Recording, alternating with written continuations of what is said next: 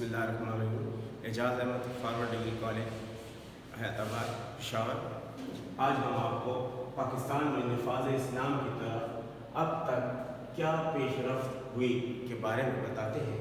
پاکستان میں اسلامی نظام کے نفاذ کی کوششوں کا آغاز قیام پاکستان کے فوراً بعد ہوا۔ قرارداد مقاصد کی منظوری اور تینوں آئینوں میں اسلامی نفاذ کو جگہ دینا اسی مقصد کی جانب اہم اقدامات تھے۔ مارچ 1977 کے انتخابات کے بعد عوام نے پیپلز پارٹی کے خلاف تحریک نظام مصطفیٰ کا آغاز کیا۔ جب حالات قابو سے باہر ہو گئے تو جنرل ضیاء الحق نے 5 جولائی 1977 ملک میں مارشل لا نافذ کر دیا۔ مارشل لا حکومت نے ملک میں اسلامی نظام کے نفاذ کی خصوصی توجہ دی۔ ذیل میں اہم اقدامات کا تذکرہ کیا گیا ہے۔ نمبر 1، قانونی اور عدالتی نظام میں اصلاحات۔ نمبر 2، اقتصادی اصلاحات جس میں زکوٰۃ، عشر، بینکاری۔ نمبر 3، تعلیمی اصلاحات۔ نمبر 4، معاشرتی اصلاحات۔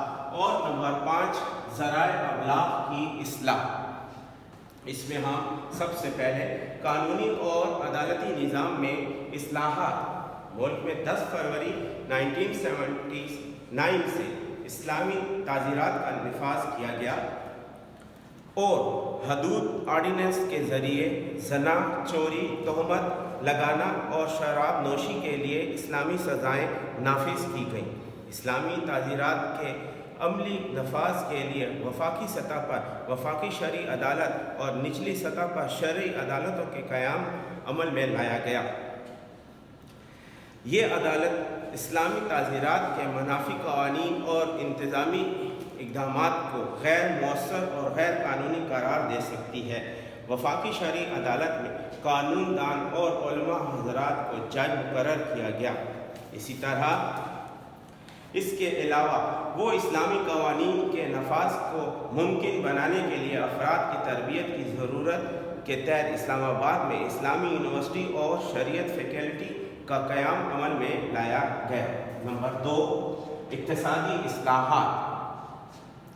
20 جون 1980 کو پہلی بار سرکاری طور پر زکوٰۃ کا نظام رائج کیا گیا، جس کی روح سے ہر سال یکم رمضان کو ہر مسلمان کے سیونگ اکاؤنٹ میں جمع شدہ رقم سرمایہ کاری اور اثاثوں پر اسلامی شرع کے مطابق 2.5% سالانہ کے حساب سے زکوٰۃ کاٹی جاتی ہے۔ زکوٰۃ کے طور پر حاصل شدہ رقم کو غربا اور مساکین کی فلاح و بہبود کے لیے استعمال کیا جاتا ہے۔ اس کے لیے ضلعی و مقامی سطح پر زکوٰۃ کمیٹیاں بنائی گئیں۔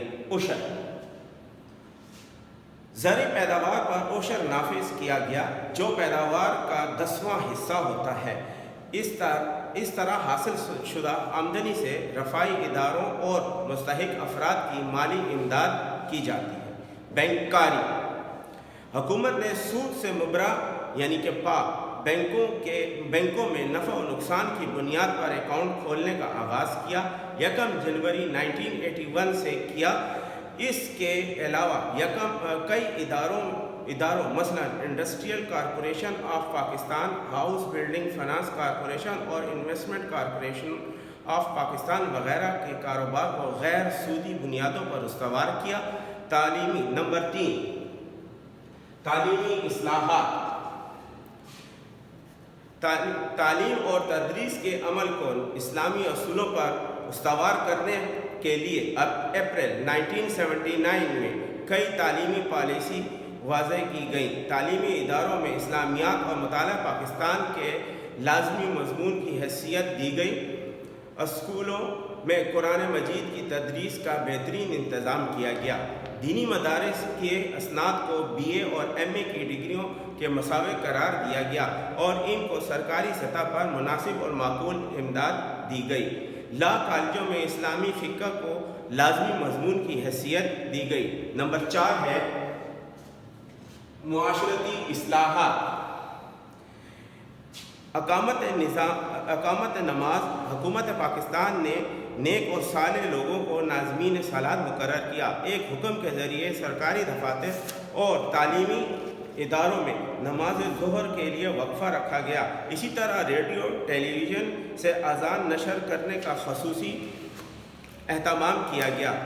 احترام ماہ سیام 24 جون 1981 کو احترام ماہ سیام آرڈیننس جاری کیا، جس کی روح سے رمضان المبارک کے دوران پبلک مقامات پر کھانے پینے کی ممانعت کی گئی۔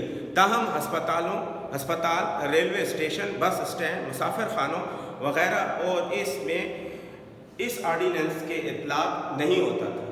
رشوت، بدعنوانی اور نااہلی کا خاتمہ کرنے کے لیے وفاقی سطح پر محتسب کا تقرر کیا گیا۔ کرنسی نوٹوں پر حصول رزق حلال عبادت ہے تحریر کی گئی تاکہ ذہن کو حلال رزق کی اہمیت یاد دلائی جائے۔ گداگری کے انسداد کے لیے یعنی خاتمے کے لیے ٹھوس مؤثر اقدامات کیے گئے۔ ان کی بہبود کے لیے کئی فلاحی مراکز قائم کیے گئے۔ ہر قسم کے غیر اسلامی اور نظریہ پاکستان کے خلاف لٹریچر کی اشاعت، تقسیم اور فروخت پر پابندی لگائی گئی۔ خلفائے راشدین اور اہل بیت کی شان میں گستاخی کو قانوناً جرم قرار دیا گیا۔ اور نمبر 4، ذرائع ابلاغ کی اصلاح۔ ریڈیو اور ٹیلی ویژن سے قرآن پاک اور عربی زبان کی تعلیم کا اہتمام کیا گیا اور ان پر بعض ایسے پروگرام نشر کیے جاتے جن کو غیر اسلامی قرار دے کر ان پر پابندی لگا دی گئی۔ اسلامی تعلیمات پر مبنی پروگراموں میں اضافہ کیا گیا، جبکہ حج سمیت دیگر اسلامی تقریبات ٹیلی ویژن پر دکھانے کا اہتمام کیا گیا۔ 1991 میں پارلیمنٹ نے شریعت بل کی منظوری دی، جس کے تحت عدالتی نظام کو بتدریج اسلامی اصولوں کے دائرے میں لایا جائے گا۔ مختصر یہ کہ سیاسیات، معاشیات، تعلیم، انتظامیہ، عدلیہ، گویا زندگی کے ہر میدان میں نفاذ اسلام کی جانب ٹھوس اقدامات پاکستان کی بقا استحکام کے لیے نہایت ضروری ہے۔ ایک ایسا معاشرہ جس کی بنیاد